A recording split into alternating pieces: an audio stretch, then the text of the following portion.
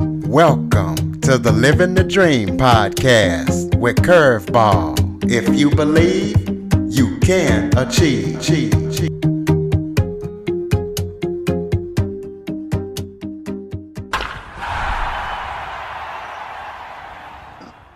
Hello and welcome to another episode of Living the Dream with Curveball.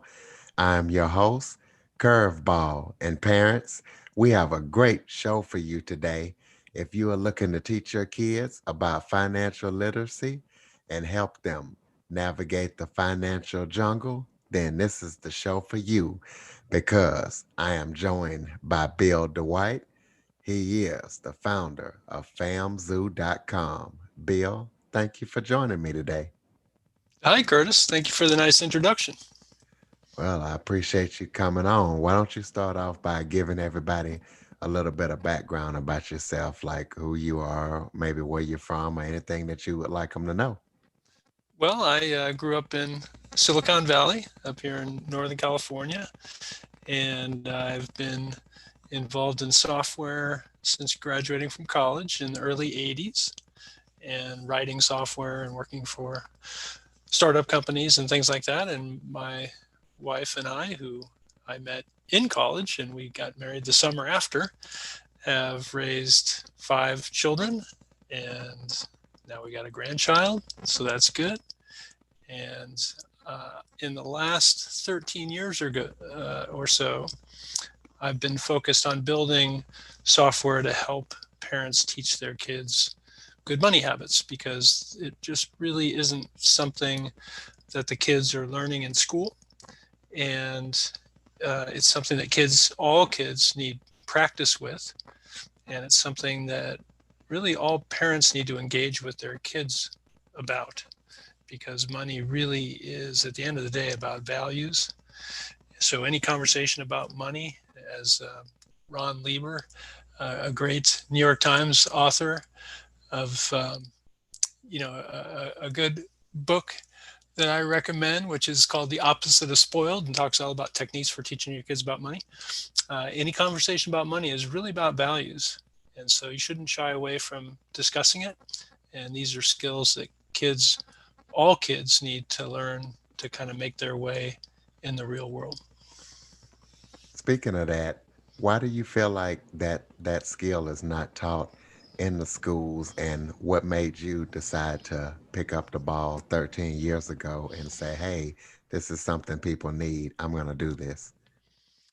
Well, I don't think it's taught in school because it's a very emotional topic. Um, a lot of people don't have a lot of confidence in the topic, and so it really gets into the domain of something that's important for families to engage around. Families provide the money for the children, so they're kind of the source of funds that children can practice with. And so it's just kind of one of those life skills that doesn't get addressed in schools. I'm all for that education happening in the schools, but it really needs to be a partnership between the schools and the parents because, like any skill, kids need the hands-on practice. And really, the only way they're going to get hands-on practice, since the parents control the purse strings when the children are young, is for the parents to be involved. And sadly, many parents are very anxious about money themselves and are in difficult circumstances. So they question whether or not they're qualified to teach their kids about money. And the beautiful thing is that if you sit down and start teaching your child what you think of the right money skills, you're actually going to improve your own money skills along the way. So I think it's a beautiful thing that helping your kid actually helps yourself.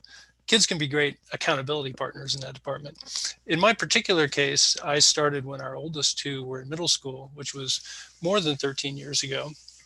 And I realized at that time, my wife and I realized that they really weren't learning anything about money management, and that money is a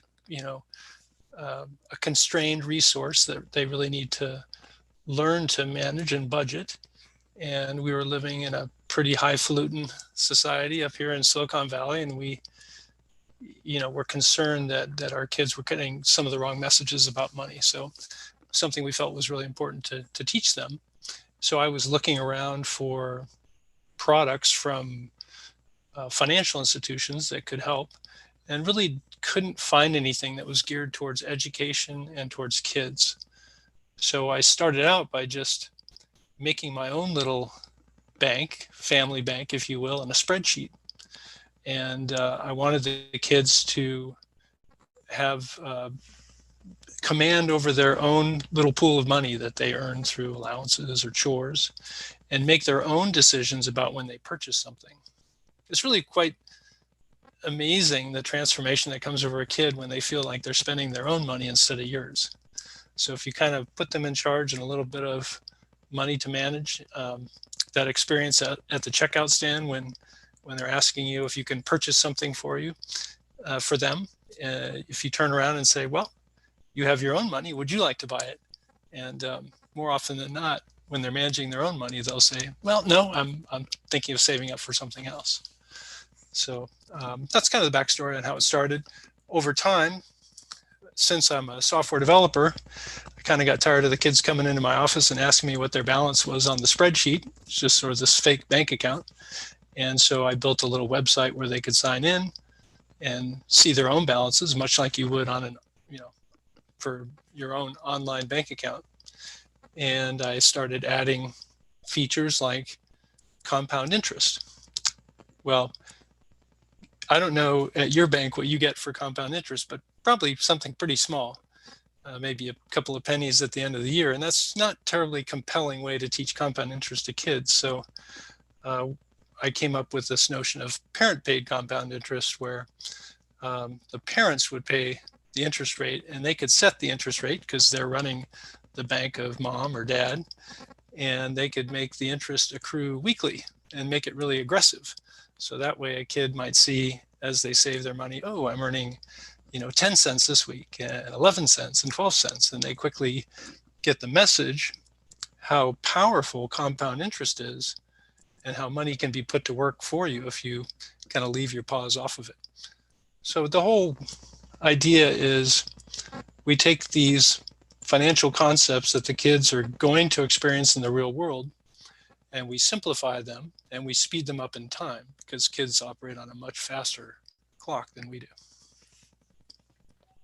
Absolutely. So, just kind of give a brief overview of famzoo.com, and also give us the top 15 features, the key features that you think are key and important on the site, because I see on the site that you have the top 15 features. Yeah, absolutely. So, like I say, I kind of blossomed ultimately into a company that I founded because I realized that my kids were learning some good lessons, and that it would be a wonderful opportunity for me to be able to spread the youth financial literacy word, and have a tool that other parents could use. And initially, it was just kind of a ledgering system. So the bank accounts were fake, right? So if you were giving Johnny some allowance, let's say, and uh, he wanted to know how much he had, he would sign into his FAMZoo account and see the balance. And then he would come to you and say, Dad, I've earned $25 and I want to spend $20. Can you buy this for me? You would buy it for him, and then you would deduct that amount from his account. But about 7 or 8 years ago, we added prepaid cards so that the kids could actually have debit cards that they could use to make the transactions themselves. So it gave them more, agency, and they feel more in control. Kids and teenagers in particular like to be in charge, so they can make the purchases themselves on the cards, and then the system automatically shows their balance. They can sign in and see all their transactions and their balance. And when the parents sign in, they see all of the cards in the family, and they can move money around. When the kids sign in, they see just their card or cards, and they can request that money be transferred, but they can't actually move it themselves. They can make purchases with their cards if you've given them the cards. Now, I say multiple cards because one of the features or things that we're trying to teach kids is that it's a good idea to keep money in multiple purpose-driven buckets. So I'm sure you've kind of seen where some kids have spend, save, and give jars. Well, you can have a spend, save, and give card, or you could have an emergency fund card to teach savings and things like that. And you can have their income split between them. So an allowance or a chore payment might be split between spending, saving, and giving. So things like automated allowances or chores and splitting them between different purpose-driven buckets. Those are some of the key features. Parent-paid compound interest, so kids can experience the power of compounding directly, because that's kind of an abstract concept, and many kids don't realize that money can be put to work for them. So we want them to understand that concept and live it, as opposed to have you lecture about it, which generally isn't too well received by kids. And just the ability to have a card and understand how to use a card, how to have a PIN for a card, and how to select a secure PIN, how to transact safely on the internet, and to protect your card numbers and things like that. Those are all important skills that we're teaching kids with the site. We even let parents set up loans to their kids where, for example, I wanted my kids to experience paying back the cost of a loan for a high cost item. So I would make loans for them to purchase a laptop, for example, where I would purchase a laptop for them up front, and then they would pay me back over many months through a percentage of their allowance and short payments, because I wanted them to realize that loans aren't free. You have to pay them over time, and there's an opportunity cost for a loan. If you're paying back a loan, you can't be spending all your money on pizza or whatnot. So those are, some of the more important features and capabilities. And the loan accounts or the IOU accounts, right? That's right. IOU accounts are kind of our original capability, where it's just tracking how much you owe your parent or your parent owes you. And so there's not a card associated with it. It's just a way of automatically tracking, make the payback of a loan over time. Prepaid card account, there's actual card associated with it. And if there's money in it, then you can use the card to make transactions. So let's walk people through the sign up process. They go to the website and what do they need to do and how do they need to get set up? Because there's some information that you have to enter to get everything set up. Yeah, that's a good point. So it's always the parent. Every family, FAMSU family, is anchored by a parent card. And so that's really the source of funds for the bank of mom or the bank of dad. And so the parent, not the child, comes to register on the site. And the first card that they fill in the information for is what we call the primary funding card, or the parent card. We never pull funds directly from your bank account, because we never want to be in a situation where a clever child could maybe break into your FAMSU account and drain your main checking account. So we don't even know your bank info. Instead, you send money to your primary funding card from your bank. So you tell your bank or your credit union or your employer or the government or a digital wallet where to send funds to your primary funding card, your bank of mom, bank of dad card. And then once you have funds on there, you can shoot them instantly to the kids' cards. So when you sign up, you add family members for the kids. Now, kids could be any age. They might be very young. They might be in their 80s and 90s, because some of the, quote, kids in the family sometimes are elderly adults who their children, who are the parents in the family, are actually taken care of. And so sometimes they need a more controlled environment if they're being taken advantage of, or if they have dementia or whatnot. So also some of our kids are, at-risk teen groups, or uh, older kids who have various disabilities who parents are taking care of. So there's just a broad spectrum of kids.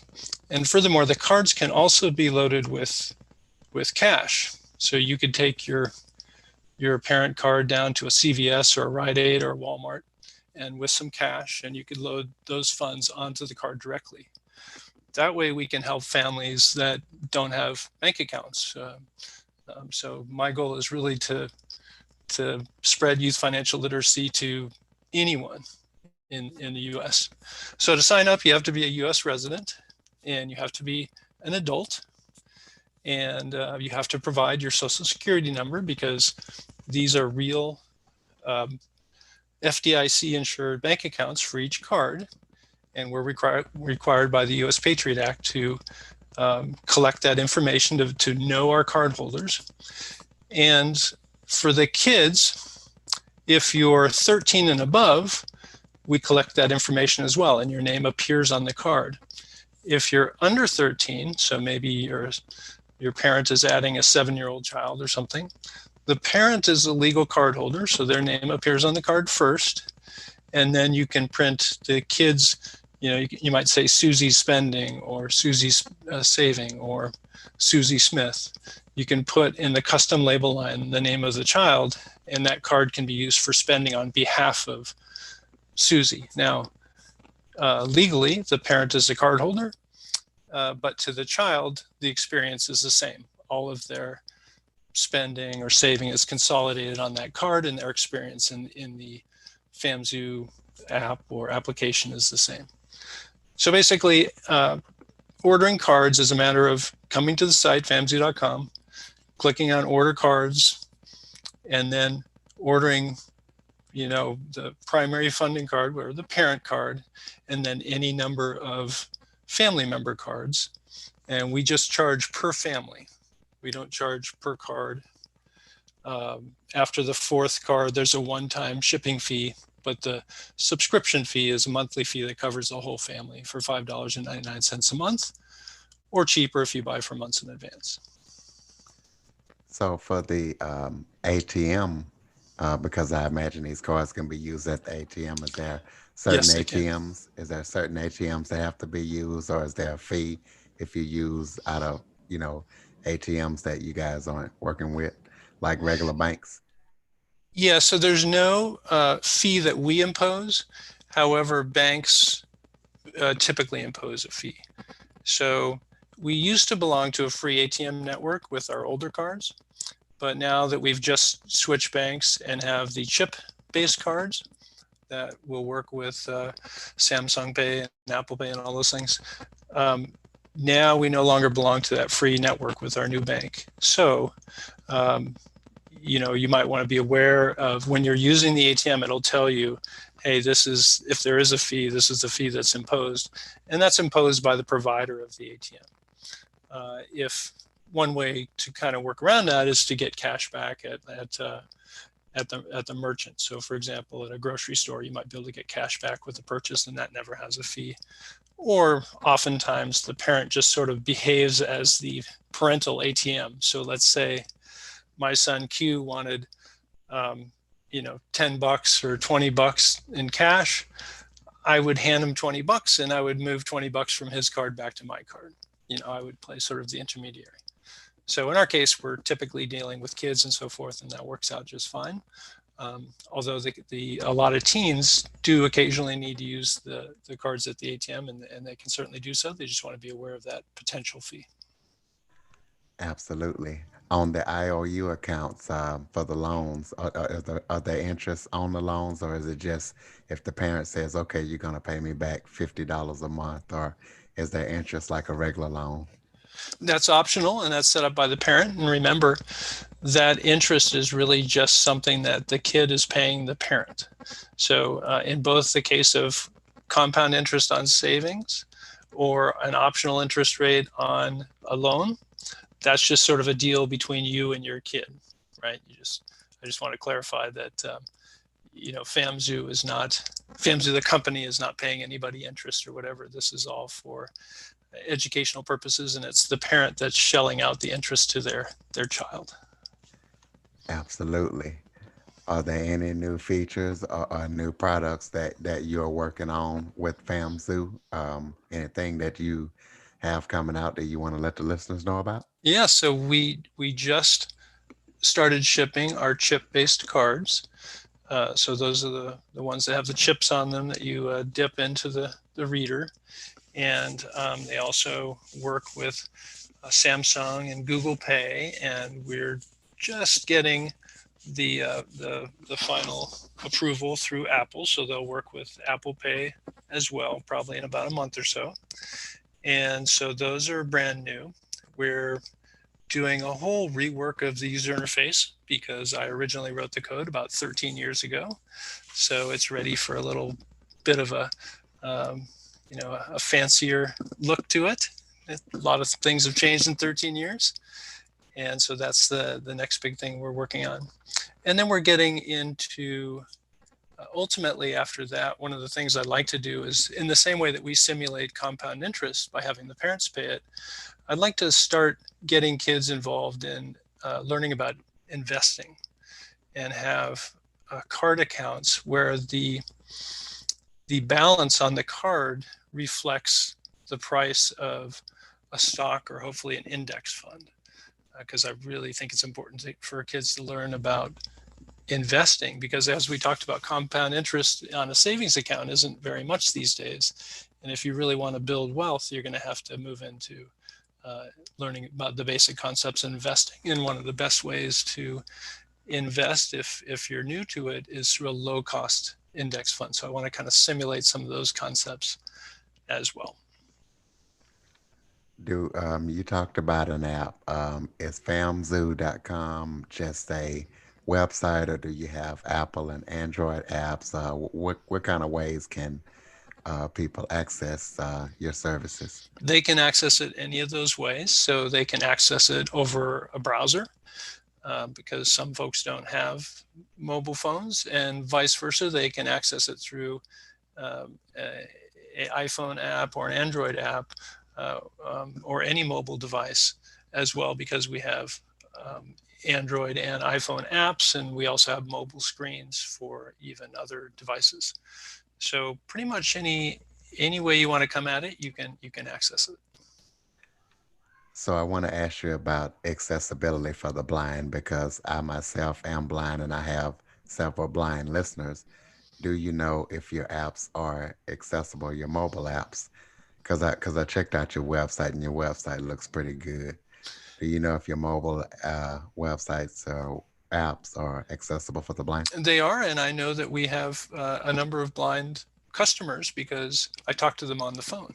One of the really kind of fun things about FamZoo is it's largely run by myself and my former college roommate from Princeton way back, and we met in 1980. The first day, we were the only two Californians in the double ECS department, and so uh, we handle all the software and the customer support. So we're constantly talking on the phone to our customers, and we have phone support, and I've helped several of our customers who are blind navigate through some of the things early on, and um, yeah, so we know that it works not only from a technical standpoint, but from a personal standpoint as well.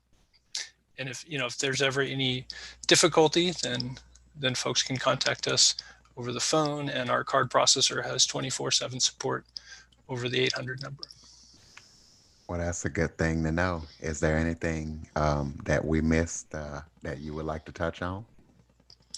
The only thing I'd like to touch on, which is completely unrelated to FamZoo, is sort of my all-time favorite parent financial hack, which is once kids become teenagers and get a W-2 paying job, uh, I wish I could convince every parent to help their teens set up a Roth IRA account and to introduce them to investing through that vehicle. And this is just a sort of a personal passion of mine. Again, I'm a software geek. I'm not a financial expert or lawyer or any of that stuff. So consult your financial expert. But basically, I have stolen the phrase family 401k from a financial author from quite some time ago, where basically your kid, once they have a summer job, they can qualify to open up a Roth IRA account, and they can typically add as much as they've earned up to a limit. And what parents and relatives can do is they can help their kids if they've maybe spent some of the funds that they've earned over the summer, which typically always happen. You might gift that contribution to them, or a portion of it, or match some portion of their contributions, and get the kids involved in starting to invest early. And the easiest thing to invest in would be a low cost index fund, where you're really just buying a piece of the entire stock market. It's a very simple and low cost way to go. And the idea, the thing that all kids and teens have over us oldsters is time. And compound interest, as we talked about, we're trying to teach kids with FAMZoo how powerful compound interest is. If teenagers across America opened up a Roth IRA and contributed, hopefully through the help of their family, up to the limit each year, they would have an amazing asset after the 40 or 50 years of compounding that you hopefully would do with a Roth IRA, where you can start pulling the funds out without penalty, once you've retired. If we could instill that habit and teach kids to do that, I think it would really be a game changer. Now, real quick, for people who might not be aware what a Roth IRA is, and they're wondering, hey, what is that? I want to help my kid. He or she is just getting to that point. Tell them what it is, real Yeah, quick. it's a tax advantage account where the funds, they go into the special account, and they grow tax free. And so as long as you kind of follow the rules, you've essentially paid the taxes on the way in, unlike a traditional IRA. A Roth IRA is special. You pay the taxes up front, you contribute the funds, and then they grow and can be pulled out at the end tax free. And so that's a huge benefit. And most importantly, and kids can qualify as soon, or anyone can qualify as soon as they have earned income. And the safest way to make sure you're following the rules is to make sure that they're getting a paycheck of some kind, like a W-2, right? And so the best way to learn is just to kind of Google Roth IRA and become a little familiar with it. And you can open up a Roth IRA account at any of the big firms like Fidelity or Schwab or any of those. And so parents initially, when kids are under 18, they can open up in what's called a custodial form, where the parent is the owner of the account, and it's for the benefit of the child. And then when the child gets older, they take over the account. But the important thing is just that people are aware that it exists, that they Google to learn more about it, and that they try to get involved with their kids early. And it's, since you might consider having family members gift the contribution, that's a way for families who maybe have more difficult income situations to participate early. That's an important concept of, your uncles and aunts might want to help you contribute to your Roth payment instead of, some other gift that they're trying to come up with for your graduation or whatnot.